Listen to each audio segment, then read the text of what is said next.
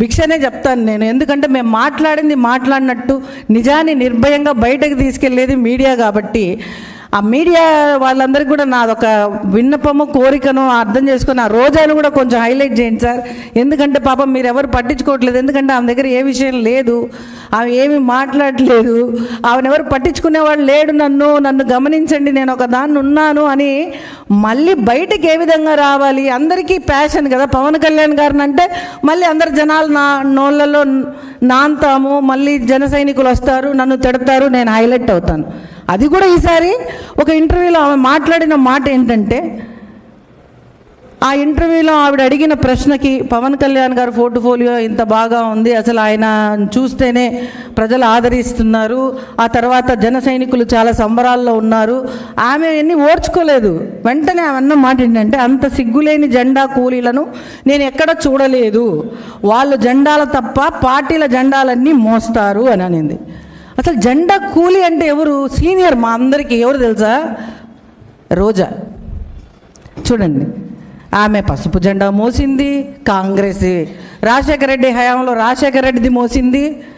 ఆ తర్వాత కొడుకు మళ్ళీ పార్టీ పెడితే కొడుకు జెండా మోసింది, కండువాలు వేసుకుంది. ఇట్లా ఎన్ని జెండాలు. అవకాశం ఇస్తే పక్క రాష్ట్రంలోకి కూడా పోయి ట్రై చేసింది, ప్రయత్నించింది, అక్కడ కుదరలేదు, మళ్ళీ వచ్చి జగనన్ననే పొగుడుతూ ఉంది. ఈ గత ప్రభుత్వం కాక అంతకుముందు రాజశేఖర రెడ్డి గారు ఉన్నప్పుడు ఆమె ఒక మాట అనింది, 100 ఏళ్ళు రాజశేఖర రెడ్డి అన్న నువ్వు చల్లగా ఉండాలి అనింది. అయిపోయి పాపం ఆయన. మళ్ళీ ఇప్పుడు మా ఎన్నే సీఎం అని అంటుంది. ఇంకా నువ్వు ఈ జన్మకు కాలేవు జగనన్న, గుర్తుపెట్టుకో. నీకు ఫస్ట్ నేను అడిగే విన్నపం మొదటగా జగనన్నకు కూడా చెప్తా ఉన్నా, జగనన్న ఈమెను ముందు పార్టీలోంచి తీసేయండి, లేకపోతే మీకు ఉండే పరువు కూడా పోతుంది, మిమ్మల్ని పట్టించుకునే దిక్కు కూడా ఉండరు. ఇట్లాగే మాట్లాడుతుంటే 11 సీట్లు కాదు, ఈసారి 11 కాదు కదా, 1 కూడా రాదు. ఈ రోజా నగరిలో తప్ప కొండ మీదకే ఎక్కువ సార్లు వచ్చిందని అక్కడ ప్రజలు అంటున్నారు.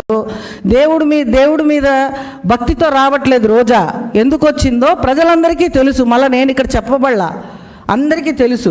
జెండా కూలీలో సీనియర్ మోస్ట్ జెండా కూలీ ఎవరైనా ఉన్నారంటే అది రోజా. నువ్వు కదా రోజా జెండా కూలీ. మేమెప్పుడు మమ్మల్ని పవన్ కళ్యాణ్ గారు మమ్మల్ని ఎప్పుడు జెండాలు ఆ జెండా మోయండి ఈ జెండా మోయండి అని ఎవ్వరికీ చెప్పలేదు. ఎవరిని మీరు ఈ పని చేయండి ఆ పని చేయండి అని చెప్పలేదు.